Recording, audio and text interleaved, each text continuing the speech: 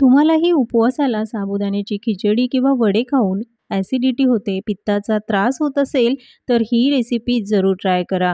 आज आपण उपवास स्पेशल कढी भात बनवणार आहोत. बनवायला खरंच खूप सोपा आहे.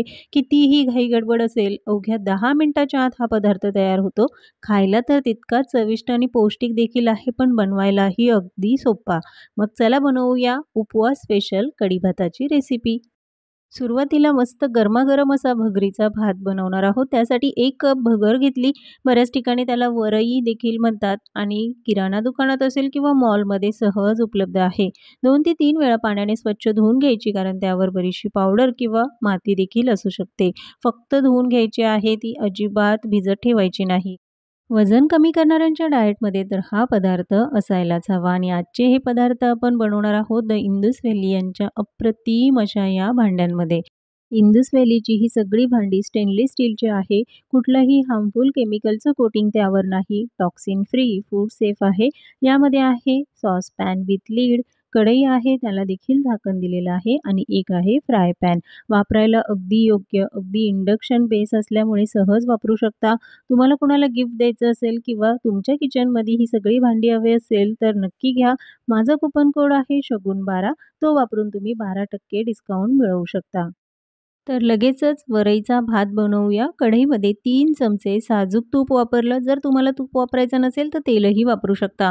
पाव चमचा जिरे, 2 बारीक चिरलेल्या हिरव्या मिरच्या, 3 चमचे यामध्ये भाजलेल्या शेंगदाण्याचा कूट घालायचा. थोडासा जाडसरच ठेवा, खूप बारीक पावडर करू नका.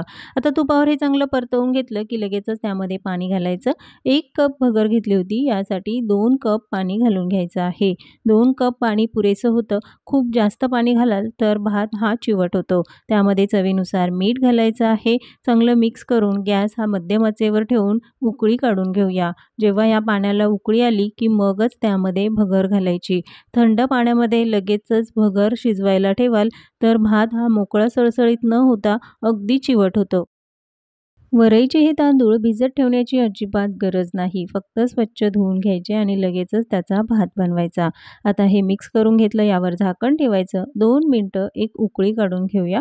उकळी आल्यानंतर पुन्हा एकदा हे व्यवस्थित मिक्स करून घ्यायचं. यामध्ये वेगळे असे पदार्थ घालण्याची गरज नाही, पण जर तुम्हाला आवडत असेल तर 1 चमचा साखर घालू शकता. मिक्स करून झाल्यानंतर परत एकदा झाकण ठेवून 5 मिनिटं शिजवून घ्यायचं.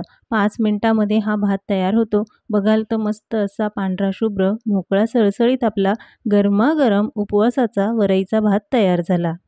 गरमागरम असा भात तर तयार झाला, पण त्यासोबत खाण्यासाठी मस्त आंबट तिखट गोड चवीची कढी बनवायची. कढी बनवण्यासाठी 2 कप घेतलं आहे ताक. कढी किती जास्त किंवा कमी बनवायची त्यानुसार तुम्ही हे ताकाचं प्रमाण कमी जास्त करू शकता. थोडंसं आंबटच ताक घ्यायचं. पाव चमचा मीठ घेतलं आहे. 2 चमचे यामध्ये साखर घालायची. कढीला हलकासा घट्टसरपणा हवा, त्यासाठी 2 चमचे यामध्ये शेंगदाण्याचा कूट घालायचा. पण हा कूट अगदी बारीक हवा, पावडरसारखा. जाडसर कूट वापरायचा नाही. आता हे व्यवस्थित मिक्स करून घ्यायचं आहे. कढी अजून पातळ हवी असेल तर ताक जास्त घ्या, पाणी घालायचं नाही. आता हे व्यवस्थित मिक्स करून घेतलं की लगेचच फोडणी करायची आहे. पॅनमध्ये 1 चमचा साजूक तूप घालून घेतलं. जर तुम्हाला तूप आवडत नसेल तर तेलही वापरू शकता. पाव चमचा जिरे, त्यानंतर 2 हिरव्या मिरच्या घालून घ्यायच्या आहेत, कारण आपण भातामध्येही हिरव्या मिरच्या वापरल्या. तुपावर जिरे आणि मिरची व्यवस्थित परतवून घ्यायची. तुम्हाला हवं असेल तर थोडासा कढीपत्ताही वापरू शकता. फोडणीमध्ये हे मिश्रण घालण्यापूर्वी व्यवस्थित मिक्स करून घ्यायचं. त्यानंतरच फोडणीमध्ये घालायचं आणि गॅस मात्र कमी आचेवर ठेवायचा. मोठ्या आचेवर ठेवून जेव्हा हे मिश्रण घालाल तेव्हा कदाचित कढी फाटू शकते. आता हलकीशी उकळी काढून घ्यायची. खूप जास्त वेळ उकळवायचं नाही. गॅस कमी आचेवरच ठेवला आहे. 2 मिनिटं एक उकळी आली की लगेचच गॅस बंद करायचा. अवघ्या 10 मिनिटाच्या आत हे दोन्हीही पदार्थ तयार होतात. बनवायला अगदी सोपे आहे. गरमागरम वरईचा भात आणि त्यासोबत आंबट तिखट गोड चवीची कढी. जर तुम्ही हे पांढरे शुभ्र वेफर्स अजून बनवले नसतील तर व्हिडिओ आपल्या चॅनलवर आहे, नक्की बघा आणि वाळवणीचा हा पदार्थ जरूर ट्राय करा. उपवास म्हटलं की आपल्याकडे हमखास साबुदाण्याचेच पदार्थ बनवले जातात. त्यामुळे खायला तर कंटाळा येतो, पण त्रासही होतो. पण असे हे पौष्टिक पदार्थ ज्यामुळे अजिबात त्रास होत नाही आणि बनवायलाही अगदी सोपे आहे. पौष्टिक असा उपवासाचा कढी भात. आजची रेसिपी तुम्हाला कशी वाटली कमेंट्समध्ये जरूर सांगा. अशाच नवनवीन रेसिपी बघण्यासाठी चॅनलला सबस्क्राईब करा.